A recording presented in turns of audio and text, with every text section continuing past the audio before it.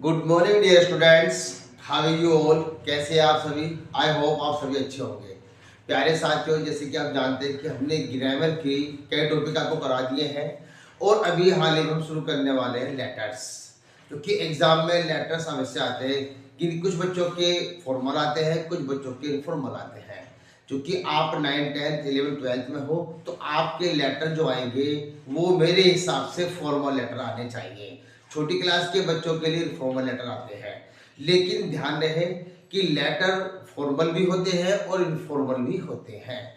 Formal letters में हम letter to editor, letter for placing order, letter of inquiry, job application, इस तरह के लेटर आते हैं। जबकि इनफॉर्मल लेटर में जब हम कोई पत्र अपने मित्रों को इनवाइट करने के लिए शादी में इनविटेशन देते हैं, करते हैं, उनको बुलाते हैं, और फैमिली मेंबर्स को पत्र लिखते हैं। अब सपोज कीजिए आप पढ़ने वाले छात्र स्टूडेंट हो, आप किसी हॉस्टल में रह रहे हो, तो आप अपने पेरेंट्स को लेटर लिखोगे तो सब इनफॉर्मल लेटर में आते हैं, वो सब इनफॉर्मल लेटर की कैटेगरी में आते हैं। लेकिन आज हमें सीखना है कि फॉर्मल लेटर कैसे लिखते हैं, how to write formal letter. यानी स्टेप बाय स्टेप आपको फॉर्मेट समझना है। Format, letter for placing order का फॉर्मेट कैसे बनेगा, लेटर ऑफ इंक्वायरी का जो है फॉर्मेट कैसे बनेगा, और लेटर टू एडिटर कैसे लिखेंगे, लिखने की स्टार्टिंग कैसे करेंगे, कंटेंट को शुरू कैसे करते हैं, ये सारी चीजें आपको आज अच्छे से सीखना है। और मेरे हिसाब से मैं समझता हूं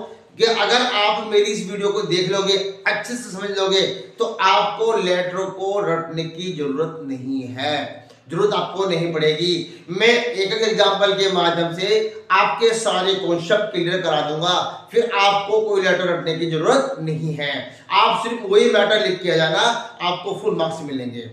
तो शुरू करते हैं, समय नष्ट न करते हुए टॉपिक को शुरू करते हैं। लेकिन इससे पहले अगर आपने मेरे चैनल को सब्सक्राइब नहीं किया है तो मेरे चैनल को सब्सक्राइब कर देना। मेरे चैनल का नाम है सुपर एक्सीलेंट इंग्लिश क्लासेस। ठीक है, सो बच्चों शुरू करते हैं समय नष्ट न करते हुए। जी, सपोज कीजिए आपको फॉर्मल लेटर एग्जाम में करने के लिए आ जाता है और लेटर का नाम आपको दे दिया है लेटर फॉर प्लेसिंग ऑर्डर। अगर आपको प्लेसिंग ऑर्डर वाला लेटर करने के लिए दे दिया है तो प्यारे छात्रों उस लेटर को आप कैसे लिखेंगे।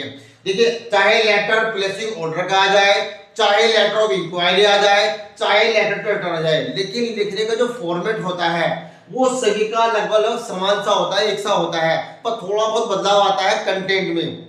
बाकी जो सेंडर एड्रेस है, रिसीवर एड्रेस है, डेट है, सब्जेक्ट है, वो सबका सीक्वेंस सेम ही होता है। तो प्यारे छात्रों स्टेप टू स्टेप हर चीज को समझ के चलो। जी, शुरू करते हैं। सबसे पहले जब लेटर को लिखना शुरू करते हैं तो लेफ्ट हैंड से शुरू करते हैं और सबसे पहले टॉप पर ऊपर आता है सेंडर एड्रेस। यानी जो लेटर लिख रहा है, जो पत्र लिख रहा है, सपोज कीजिए मैं लेटर लिख रहा हूं तो सबसे पहले मैं अपना एड्रेस डालूंगा, जो कि क्वेश्चन पेपर में क्वेश्चन में ही होगा। जो क्वेश्चन आपको दिया जाए करने के लिए उस क्वेश्चन में ही एड्रेस मिलेगा, आपको ही मिलेगा। और जिसको आप भेज रहे हो, जिसको आप लेटर लिख रहे हो, यानी रिसीवर एड्रेस भी आपको मिलेगा। कहीं कहीं ऐसे होता है कि सेंडर एड्रेस नहीं होता है, तो कोई नहीं, आप आराम से उसको बना सकते हो, अपने हिसाब से बना सकते हो। ठीक, तो सबसे पहले आता है सेंडर एड्रेस।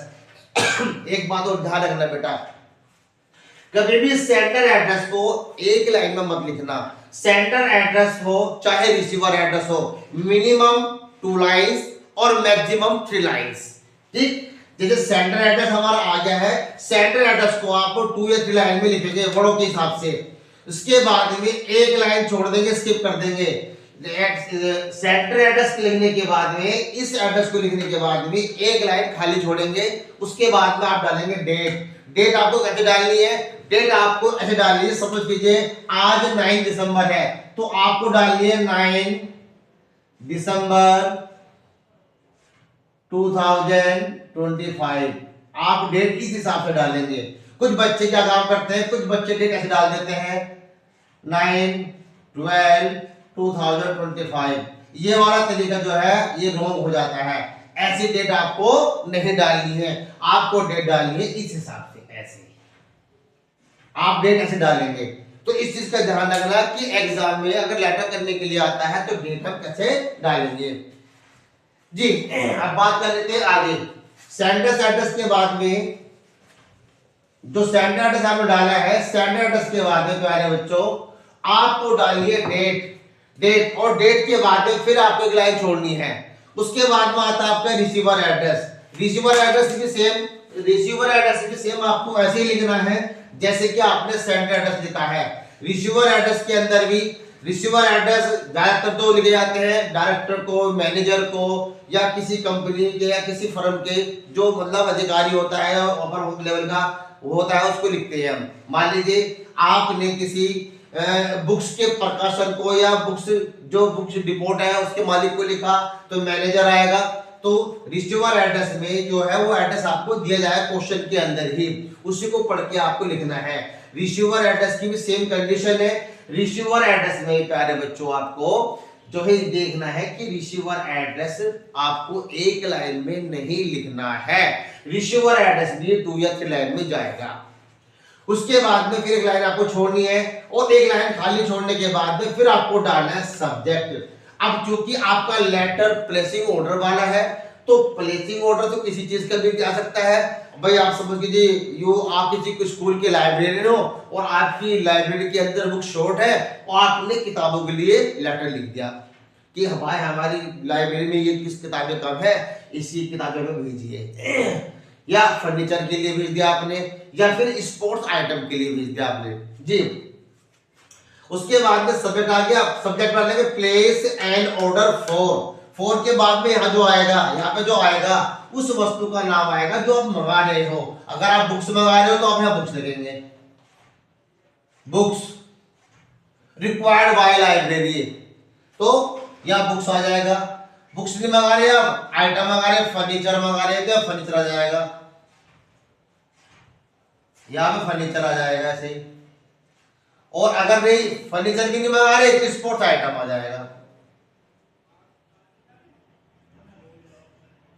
इस हिसाब से तो जो भी आपका सब्जेक्ट है, जो चीज सामान आप मंगा रहे हो वो आप यहाँ डाल दोगे, ठीक। इसके बाद में प्यारे बच्चों फिर आता है सैल्यूटेशन। सैल्यूटेशन में आपको डालना है डियर सर जी। उसके बाद में शुरू करते हैं कंटेंट। बात आती है body of the letter. Content बहुत मेन होता है। किसी भी लेटर का जो कंटेंट आप शुरू लिखते हैं कंटेंट मेन होता है। स्टार्टिंग लेटर की बहुत अच्छी होनी चाहिए और वर्ड बहुत ही इजी, बहुत सिंपल होने चाहिए, कॉम्प्लिकेटेड वर्ड नहीं होने चाहिए। भाई जो आपका लेटर पढ़ के देख रहा है, जो पढ़ रहा है उसकी समझ में भी तो आना चाहिए कि आप क्या लिख रहे हो और उसका मतलब क्या है। तो सिंपली आपने शुरू कर दिया, we wish to place an order for some books या for some item of furniture या स्पोर्ट्स आइटम, यानी जिस चीज के लिए आप लेटर लिख रहे हो आप यहाँ पे मेंशन कर दोगे we wish to place an order for some books या फिर आइटम ऑफ फर्नीचर या फिर स्पोर्ट्स आइटम। इस प्रकार से हम अपनी डिटेल भर देंगे। फिर we shall be grateful if you send us the following, यानी दी फॉलोइंग जो हमने यार टेबल बनाई है उसकी बात हो रही है कि हम आपके बड़े ही आभारी रहेंगे अगर आपने हमें ये सामान टाइम से भेज दिया जो हम मंगा आपसे रहे हैं। बुक्स मंगा रहे हैं तो बुक्स की डिटेल भर देंगे यहाँ पे, पर्टिकुलर में बुक्स का नाम आ जाएगा यहाँ पे, कौन से राइटर की चाहिए वो राइटर का नाम आ जाएगा यहाँ पे, और कितनी चाहिए 50, 60, 70 वो भर देंगे यहाँ पे क्वांटिटी। मान लीजिए पहली बुक तो चाहिए आपको ये वाली, कितनी 30 कॉपी, यहाँ 30 डाल देंगे कॉपीज। सेकंड वाली चाहिए आपको कितनी 50 कॉपी, क्या 50 डाल देंगे। लास्ट वाली कितनी चाहिए आपको 70 या 70 डाल देंगे ऐसे कॉपीज करके। लेकिन बुक्स का राइटर या ऑथर का नाम अवश्य डालेंगे और पर्टिकुलर में जो विवरण दे रहे आप सामान का वो पुस्तक का नाम आ जाएगा। मान लीजिए आपको डालनी है गुलिवर ट्रेवल्स मंगा दिया आपको 50 बुक, तो यहाँ पे गुलिवर ट्रेवल्स आ जाएगा। ये किसके राइटर के मंगा लिया आपको वो राइटर का नाम आ जाएगा यहाँ पे, और कितनी चाहिए बुक वो यहाँ पे अमाउंट आप डाल देंगे ऐसे से। तो किताबों के लिए ऐसे आएगा। अगर बात करते हैं फर्नीचर की तो फर्नीचर में यहाँ पे नाम डाल देना, टेबल चाहिए, चेयर चाहिए, डेस्क चाहिए या फिर सोफा चाहिए। अब कौन सा ब्रांड चाहिए आपको, कोहिनूर का चाहिए या नीलकमल का चाहिए, वो यहाँ पे ब्रांड डाल देना। हमें ब्रांड है, कंपनी का नाम, कौन सी कंपनी का माल चाहिए, कौन सा ब्रांड चाहिए, या वुड कौन सी होनी चाहिए, शीशम की होनी चाहिए, साल की होनी चाहिए, किसकी होनी चाहिए, वो यहाँ डाल देंगे आप यहाँ ब्रांड, वो यहाँ ब्रांड आ जाएगा आपका। आपको कुर्सी चाहिए, कितनी चेयर मंगाई आपने, आपने चेयर मंगाई कितनी, 50, तो चेयर किसकी, कौन सी कंपनी की, नीलकमल की, कितनी चाहिए, 50 डाल दो यहाँ पे। ठीक, आपको चाहिए टेबल चाहिए कितनी, 4 टेबल चाहिए आपको, टेबल डाल दिया आपने यहाँ पे, कितनी चाहिए, 4। लेकिन कौन से ब्रांड की चाहिए, कोहिनूर की लकड़ी की मंगा लिया, किसके मंगा लिया, वो डाल दो यहाँ पे। तो इस प्रकार से हम सामान का विवरण यहाँ भर देते हैं। मान लीजिए आपको स्पोर्ट्स आइटम मंगाने हैं, आपने लिख दिया वॉलीबॉल, कौन सी कंपनी की चाहिए, कॉस्को की चाहिए, या किसी और एमआरएफ की चाहिए, किसी की चाहिए, वो कितनी चाहिए डाल दो।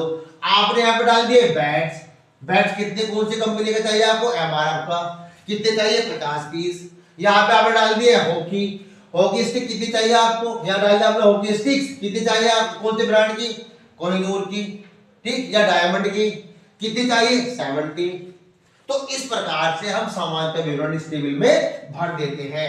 ये टेबल भी अपने आप में बहुत महत्व रखती है, ये बहुत महत्वपूर्ण होती है। इसमें कम से कम 3 या फिर 4 आइटम्स का नाम डाल देते हैं, लेकिन ध्यान रखना यहाँ सामान का नाम, यहाँ उनका ब्रांड या कंपनी, और फिर यहाँ पर क्वांटिटी, ये सारी चीजें बहुत अच्छी तरीके से मेंशन होनी चाहिए।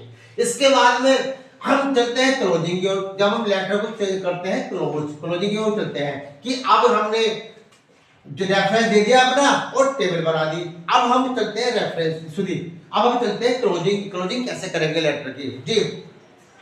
Please ensure the quality and condition of the item.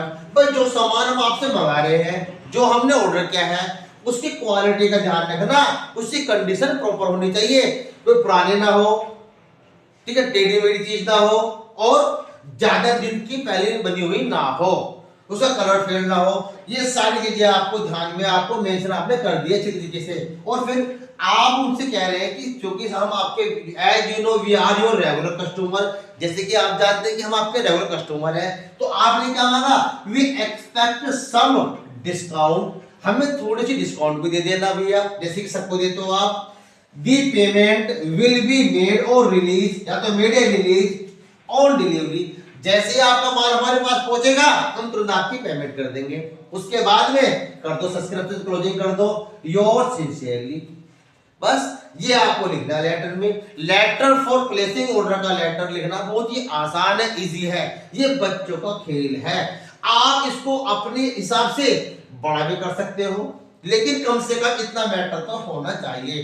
Suppose कीजिए एग्जाम में आपको 5 मार्क्स का क्वेश्चन ही आ गया, तो मेरे भैया कम से कम 4 मार्क्स तो आप लेके रहोगे। लेकिन तरीका यही अपनाना, पहले सेंडर एड्रेस, फिर डेट, फिर रिसीवर एड्रेस, फिर सब्जेक्ट, सैल्यूटेशन, और फिर कंटेंट। फिर मैं दोबारा से रिपीट कर रहा हूं, किसी भी लेटर का जो कंटेंट होता है वो बहुत मेन होता है, वो बहुत मायने रखता है। अगर कंटेंट आपका धांसू है, कंटेंट आपने बहुत अच्छा लिखा है, तो विश्वास करना आपको 5 में से 5 मार्क्स मिलेंगे। कोई काटने वाला नहीं है आपके मार्क्स, बस आपकी राइटिंग बहुत सुंदर होनी चाहिए, बहुत अच्छी होनी चाहिए। और स्पेलिंग मिस्टेक मत कर देना लिखते समय। अगर किसी वजह से किसी बच्चे की जल्दबाजी में किसी वर्ड की मिस्टेक हो जाती है, तो उसे ऐसे मत करना।